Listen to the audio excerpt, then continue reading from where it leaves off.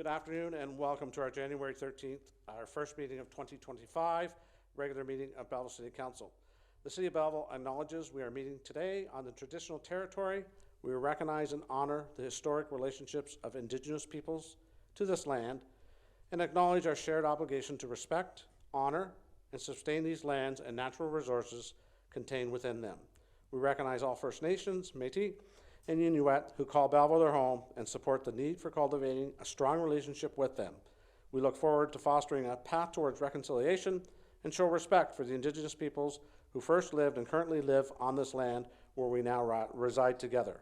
I call this meeting to order. We are all present, and please remain standing for a moment of reflection from our Deputy Clerk, I guess, Katie McPherson.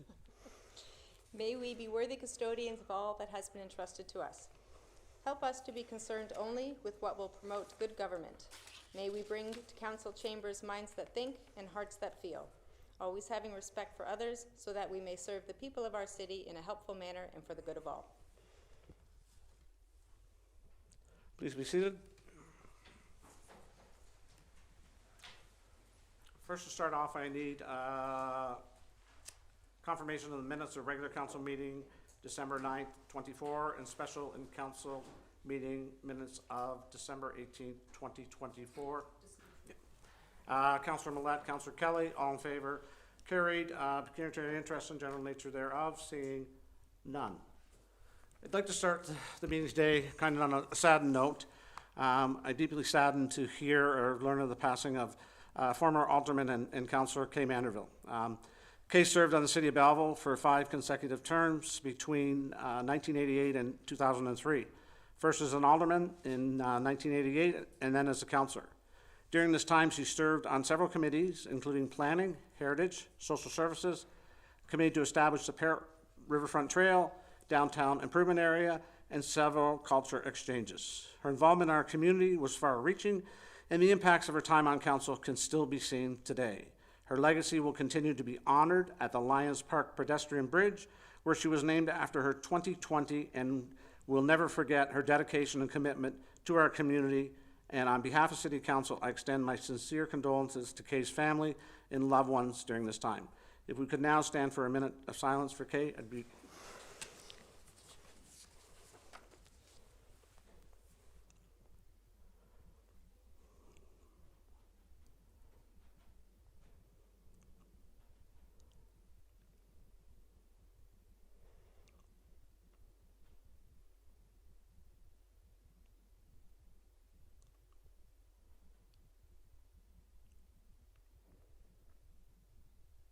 Please be seated. Kay will be missed by all of us. It's also saddens me today. It is with sincere condolences that I acknowledge the passing of 2 former Belleville firefighters recently. It's been a tragic few months for the City of Belleville as we've learned of the passing of retired fighters from line of duty deaths. Captain Chris Francone died at the age of 60, 4 years after his retirement from the City of Belleville of lung cancer. Captain Francone started his career with Belleville on August 31st, 1992, and retired on December 30th, 2020. Also, Captain Dan Duffy passed away from lung cancer at the age of 64. Captain Duffy started his career in March of 1985 and retired after 25 years in July of 2020. Our thoughts and prayers go out to the families of these late captains, and we are thankful for their years of service with the City of Belleville, risking their lives every day in the line of duty. We are grateful to all our emergency service workers who put their lives on the line every day for the health and safety of our residents. Their commitment to the betterment of our community will never be forgotten. Our condolences are with the family and friends at this time. Please stand and for a minute of silence for our 2 fallen firefighters.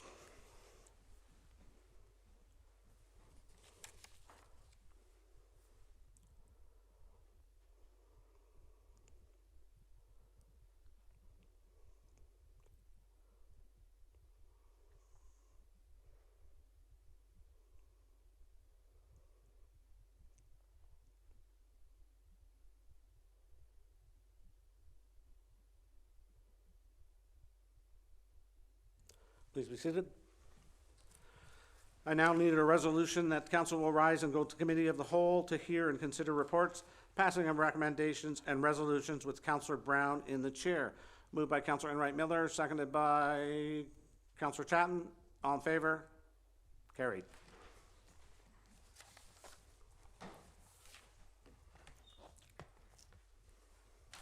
I'll just take 2 seconds here. I just want to introduce our new city clerk, Doug Erwin's here. Next week, well, once we pass the bylaw, you'll officially be the new clerk, and we'll have to get that done tonight. So congratulations, Doug, on your new position, and welcome to Belleville City Council. And this is your first meeting. You might not want to come back after that, so. So I told him it was an easy one. An easy one, yes. We made it easy just for you tonight. Thank you, Mayor Ellis, and Happy New Year to everyone, if I haven't already had an opportunity to say so. Item 8A, reports. So the agenda shall include under report items that warrant individual attention from councillor. Beginning with item 8A1, DES 2025-01 Gerry O water treatment plant, communications continuity and upgrades. And the resolution reads that the 2024 capital budget be amended to include a water treatment plant communications continuity to facilitate the property acquisition, legal transfer survey, and design and installation of a robust fiber communication connection to the facility for long-term operational stability and to be funded from the Capital Reserve Fund. May I have a mover, please? Thank you, Councillor Enright Miller. Seconder. Thank you, Councillor Chatton. Discussion? Seeing none, all in favor? Thank you, the motion's carried. Item 8A2, 2025 borrowing bylaw, report DF 2025-01 PDF. And the resolution reads that a bylaw to approve the borrowing of funds for the City of Belleville be prepared for Council's consideration. A mover, please. Thank you, Councillor Thompson. A seconder. Thank you, Councillor Kelly. Any discussion? Seeing none, all in favor? Item 8A3, the 2025 Prevost blanket purchase order, and the resolution reads that in accordance with section 30.3, sole and single sourcing approval and reporting of the city's purchasing bylaw number 2023-183, Council authorized the issuance of a blank purchase order to Prevost in the amount of $300,000 for transit fleet repairs in 2025. A mover, please. Thank you, Councillor Enright Miller. Councillor Millette. Any discussion? Seeing none, all in favor? Thank you, the motion's carried. We're going to do this at record speed today. 8A4, the Fire Protection Grant Agreement, report number AC 2025-01, and the resolution reads that a bylaw to approve and authorize a transfer payment agreement dated January the 13th, 2025, between His Majesty the King in right of the Province of Ontario, represented by the Minister of the Solicitor General for the Province of Ontario, the Ministry, and the City of Belleville, the municipality, related to funding provided under the Fire Protection Grant as referenced in the Accounting Coordinator's Report number AC-2025-01 be prepared for Council's consideration, and that the 2025 budget item number 1.018, various departments, tools and equipment be increased by $41,200 for a total budget of $486,200 funded by the Fire Protection Grant. Could a mover? Thank you, Councillor Chatton. Councillor Enright Miller.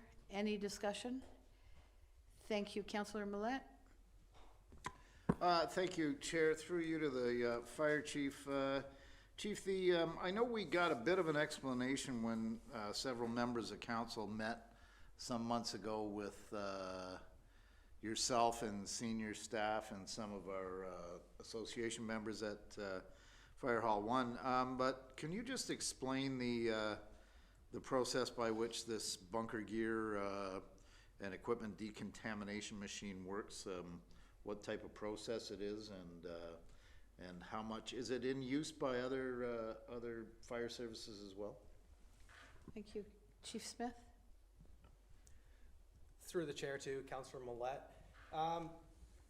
In essence, it's a great big industrial wash machine. So it's used for heavy duty decontamination. The way our process works, first off, firefighters would come out of a contaminated area, being a fire. and we have a gross decontamination that takes place. So that's hosing down with basically the hoses right off of the trucks. It gets all the heavy debris off of them. They take that gear off, it's bagged, returned to the fire hall, and then it goes through a sequence of events of cleaning. So there's specialized detergents, we tear apart the equipment, and then it goes into the extractor. We presently have 2 within the department. We have one at Station 1 in the urban area, and we have one at Station 3 in the rural area. These washing machines will only hold 3 sets of bunker gear at a time. As you can imagine, we can have upwards of 20, 30, 40 firefighters on scene of a major incident, and in some cases even more than that. So in order to get that equipment back into service in a timely manner and not removing personnel from service, the additional resources are beneficial. The other piece that we don't have is the other additional washing unit, which is specific for equipment. So the washing machines that we have now, which are called the extractors, will do bunker gear.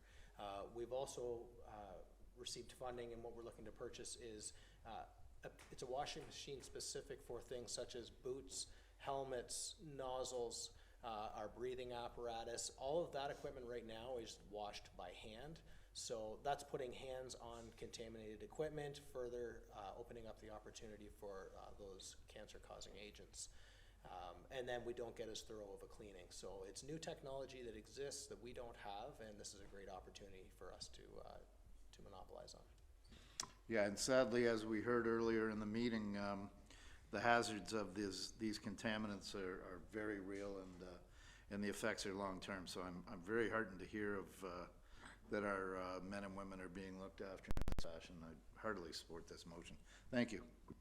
Thank you. Mayor Ellis? I guess people you are supposed to come into that. Go ahead, floor is yours. Sure. This was a little bit of a setup. I asked the mayor to speak. So. Through the chair to our mayor.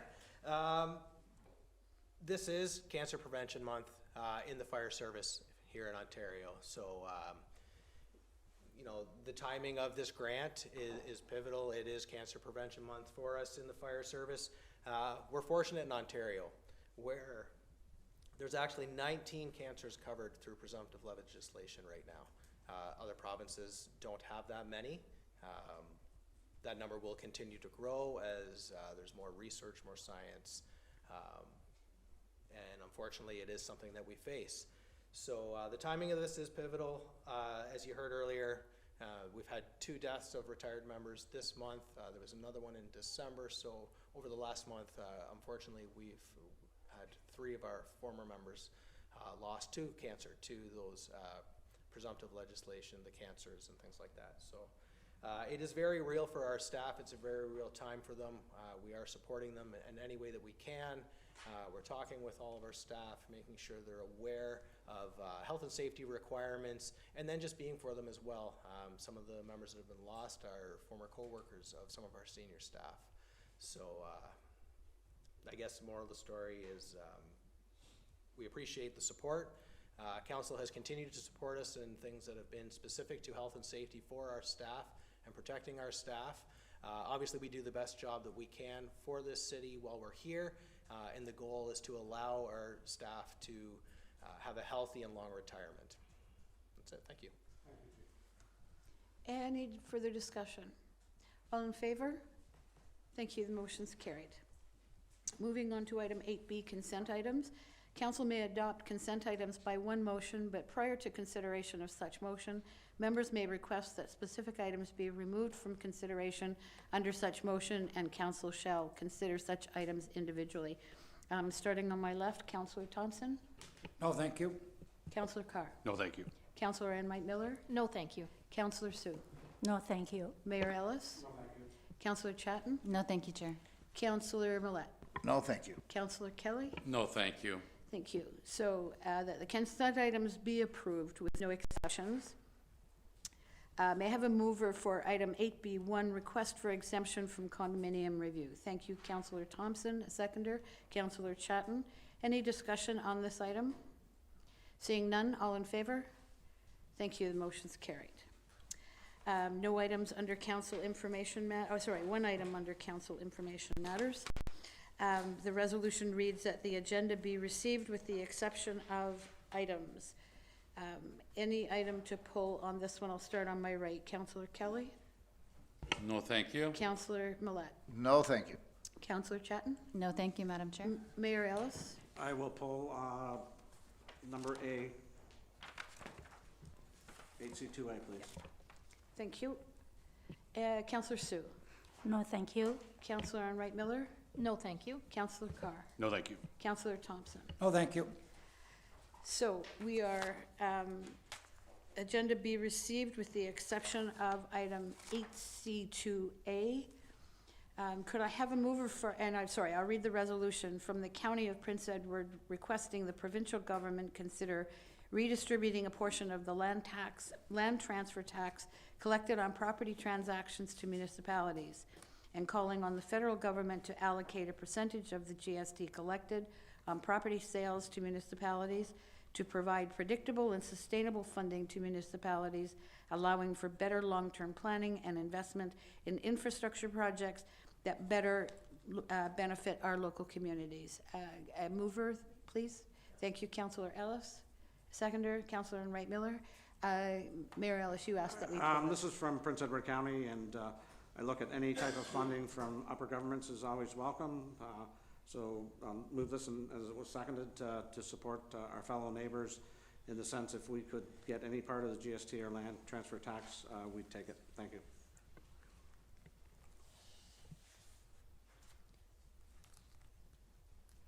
Thank you. Any other comments on this one? Okay, then call the question. All in favor? Thank you. And I apologize, I just need to go back. This piece here, Katie?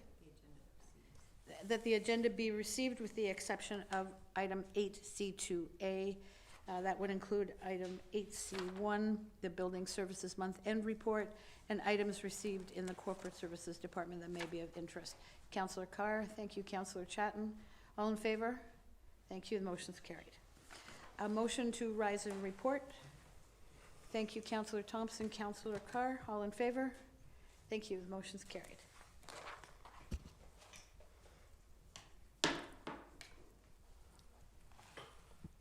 Okay, first reading of bylaws 2025-01, 02, 03, 04, 05, 06, and 07. Moved by Councillor Chatton, second by Councillor Thompson. All in favor, carried. Second reading of bylaws and discussion 2025-01, 02, 03, 04, 05, 06, and 07. Moved by Councillor Carr, Councillor Millet. All in favor, carried. Third and final reading of bylaws 25-01, 02, 03, 04, 05, 06, and 07. Moved by Councillor Chatton, Councillor Brown. All in favor, carried. Before we flip into new business, I just want to congratulate you are Deputy CEO today. No, we already congratulated him, so I just wanted to point out you've been doing a great job. You haven't phoned me all weekend, Mr. Reed, so you might have the permanent position. So welcome to the horseshoe. Okay, new business. Any new business? Councillor Carr. Yeah, thank you, Mayor. With the warming center having operated since December 1st, I was wondering if the acting CEO could provide us with what the capacity is of the warming center at its new location, the average daily usage, and has there been any capacity issues which would require someone to be turned away? I see that there's some discussion just out there in the public as to the usage, and I think it's important to hear those facts. Thank you. Yep. Through the chair to Councillor Carr, the current warming location at 240 Bridge Street West has a total capacity of 163 guests allowed within that building at any given time. Currently, Hastings County Stats have shown, or in discussion with them, who's managing it on our behalf, showing an average of 29 overnight guests per night, with about 10 that kind of come and go throughout the night. And that's about the stats they've been getting in the averages. Thank you. Thank you.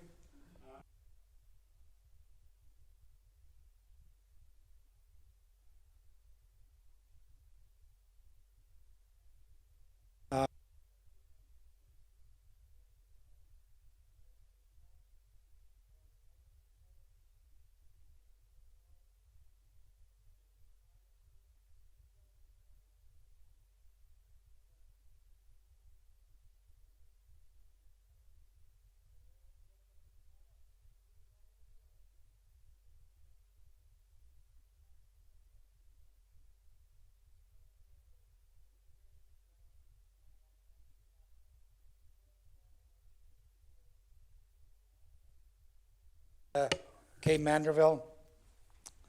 I become friends with Kay two ways. First of all, through the Eastminster United Church. Her and her family went to Eastminster Church along with my family, so I got to know her there. And over the years, we'd become friends. And then we become sort of political friends. And she did a couple of things for me, which was very polite and very honorable of her. But the one thing she always said to me, the first thing I always wanted to be was a councillor, because I can serve the constituents just the way I want to serve them.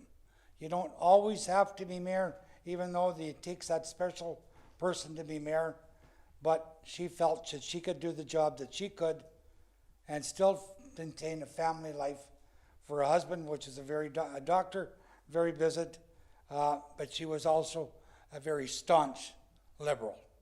And nobody could ever take that away from Kay. And I think our mayor knows that himself, that she worked with Neil in past. But she always had a few things to say to me. One thing she always said to me, never say never. Always said that to me, never say never. Never have a dumb question, because there's no such thing as a dumb question as a councillor. Your job as a councillor, do the best job. She spent 15 years as a councillor on a continuous basis, never being defeated, and she was always number one. That's the lady she was, and that's the lady we need to remember her, always remember her by. As I say, she always wanted to be a councillor. And one sort of personal thing that always stuck with me with Kay, when she stepped down from council and I got on council, she'd call me and say, Garnet, I need to see you. Come on down, sit in my house. I need to know what's going on at council. I said, Kay, you spent 15 years. That doesn't matter. I want to know what's going on at council. So I'd go down and she'd make me a little toddy, just water, mind you, but we'd sit and shoot the breeze and try to get her up to speed with council. And when she moved to Pine Grove, and I live on Carl Street, they sort of crisscross each other, and her and Jean used to walk down Carl Street every day. Jean would be holding Kay's hand. I'd be outside and she'd walk up, she'd say, Garn, I need to talk to you. She would grab my hand, hold my hand, and say, Garn, I hope council's going good. It's good to see you. Keep up the good work. It's nice to have you on council. And those are the memories that I remember of Kay, along with lots of other things. But there's just a few things. And this city was very honored to have a lady as dedicated as she was, especially working in Kingston, coming back and maintaining a family life. So Kay, we'll miss you. I will miss you very, very much. I had the privilege of talking to 2 or 3 of the children. And I will say that if you don't know, the wake is on Friday at Burke's from 4 till 7. The funeral is at Eastminster United Church at 2 o'clock on Saturday. So I encourage anybody that's free and be able to attend. So, Kay, we'll miss you. Love you very much. Thank you, Councillor Thompson. Announcements, Councillor Carr? Thank you, Mayor. Just one announcement. Councillor Brown and I will be having a town hall at the Thurlow Community Center on Tuesday, February 11th at 6:30 p.m. Same lineup as normal. We'll talk about the operating or the draft operating budget, a little Q&A with residents and looking for their feedback. Thank you. Thank you, Councillor Carr. Councillor Enright Miller? Thank you, Your Worship, and beautiful words, Councillor Thompson, about Kay Manderville, and my condolences go out to her family. We all have beautiful memories of Kay, and she carved a path for us ladies that are sitting here today, so thank you for that, Kay. I'm just bringing a couple of updates, if I may. One first from the Accessibility Advisory Committee. Our Accessibility Excellence Awards for 2025 will soon be open for nominations. They will be opening in March of 2025 and remain open until Friday, May 9th.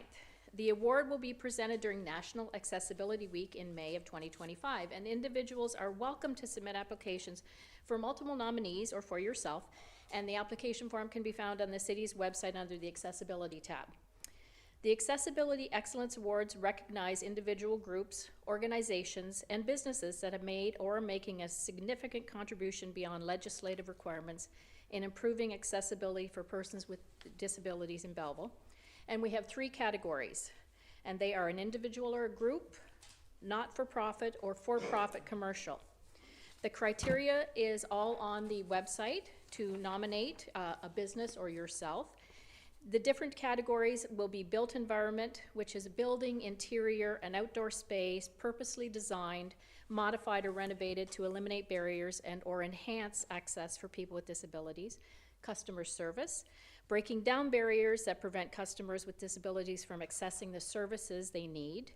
Education is another identifying factor, identifying and removing barriers to students, particularly in learning of all levels from kindergarten to post-secondary. Employment, employers who make their workplace practice accessible for potential or current workers with disabilities. And information and communication, which is creating, providing, and receiving the information and communications that people with disabilities can access. So I encourage you all to have a look if you know of any business that is that would be deserving of our reward. This is our 2nd year, and last year was just phenomenal. We had so many applications, and Councillor Kelly knows we went through the list. They're all wonderful recipients. So our goal in this is, in recognition of their good works, it will spread the word in our community, so everywhere needs to be more accessible to all peoples. So please help us spread the word. So that was my accessibility, and I have another note, if I may, from the Belleville Police Services Board. Many will know the name of this person who spent his career keeping people of Belleville safe. So I wanted to do a special shout out to Constable Harry Burley. He retired in December after 36 years of service with the Belleville Police Services, 13 years as an auxiliary constable starting in 1988, and 23 years as special constable starting in 2001. And we thank Harry for his many years of service to this community. Further congratulations from the Belleville Police. We recognize 5 new constables on the 7th of January. Justice DeLuzio of the Ontario Court of Justice presided over the swearing-in ceremony for the Belleville Police Services for our 5 newest constables, and they include Isabel Whitaker, Riley Sandercock, and they both graduated from Ontario Police College on the 13th of December in 2024. We're also lucky enough to have Kristen Curtis, Mark Raymond, and Chad Peters, who have all joined the Belleville Police Services, and they're experienced officers, and they've come from the Durham Police and Halifax Police. Chief Murray Rod and Deputy Chief Sherry Meeks welcome them to our police services family, so we're thrilled to have them. And just a note for my fellow councillors, Chief Murray Rod and Deputy Chief Meeks are going to start again at Councillors' Day. And they are proposing an event. It was very successful in years prior. The Belleville Police, including the BPS Services Board, City Council, it's an informative, interactive morning that they're inviting us all to. So I'm just throwing this out. If we can come up with a date sometime in June, and we're looking at a date of June 17th to the 24th for councillors, so if you can just pen that in and let me know if those dates work for you, and we'll set it up. That would be great, and it'll be a fun, interesting morning for all of the councillors to work with the police. And I just wanted to share an interesting fact. Being on the Police Services Board has been a tremendous education for me, as well as such an eye-opener. Witnessing our police force on a daily basis and what they do around the clock to keep our citizens safe is second to none. And I just wanted to share a fun fact, and we get these fun facts every week, and this is one, it's kind of mind-blowing. Total calls for service. Belleville Police responded to 82 calls for service over a 24-hour period, beginning at 5 a.m. on January 8th, 2025 to 5 p.m. on January 9th, 2025. So if you really put that into perspective, 82 calls in 24 hours, and that's the norm. This is not a, wow, this is a big number. That's the norm. It's not an unusual number, and it's pretty regular. And these calls often come with hours of paperwork afterwards, depending on the nature of the call. So I just wanted to give a shout out to the men and women of our force.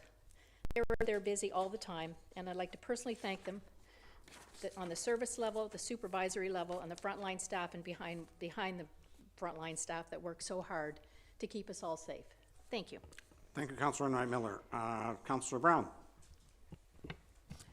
Thank you, Mary Alice. I just wanted to share some really positive news related to the 2024 transit results. I had the opportunity to have a look at the preliminary data. Good news is for those who are concerned about our mobility transit, I'm pleased to advise that we had an increase of 2,265 riders in 2024. That's a 13% increase in our riders. And the transit staff are reporting that the move to include Ward 2 is really starting to pick up, and we are seeing riders that are booking transit as far up as Clearview, right on the upper border, which is great news. On our conventional transit front, we had a bit of a slow start to the beginning of 2024, with a decline of about 85,000 riders in the first 5 months of the year. And those first 5 months, of course, preceding when the new routes went in place. So with the support of the Transit Advisory Committee and our transit staff and our Director of Transportation Operations, we agreed that our goal for the remainder of 2024, once the implementation of the new citywide transit system went in place, was to try and meet or exceed the total of 2023 and the total ridership that we saw in 2023, which was 1.6 million riders. I'm pleased to report that we exceeded 2023. It was close, given that we were down by 85,000 riders, but we did close the gap, and we exceeded the total of 2023 by 0.003%, 54 riders. But we did it. So kudos to the transit team. Thank you. Councillor Brown, did I see you on the bus 55 times the other day? You betcha. Councillor Kelly. Thank you, through you, Mayor. First of all, welcome Doug Irwin to the team here at City Hall. Look forward to working with you. Want to wish all those tuning in today Happy New Year. And as councillors, we get emails sent to us, and one was sent to us last week, and I spent quite a bit of time reading it, and it was from AMO, which is the Association of Municipalities of Ontario. There are 444 under the umbrella of AMO.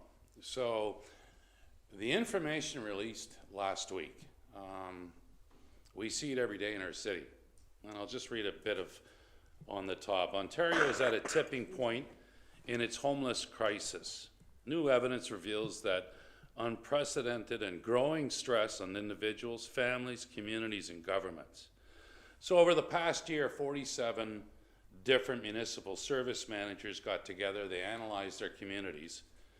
Last year in Ontario, 81,515 people experiencing known homelessness, 25% increase in 3 years.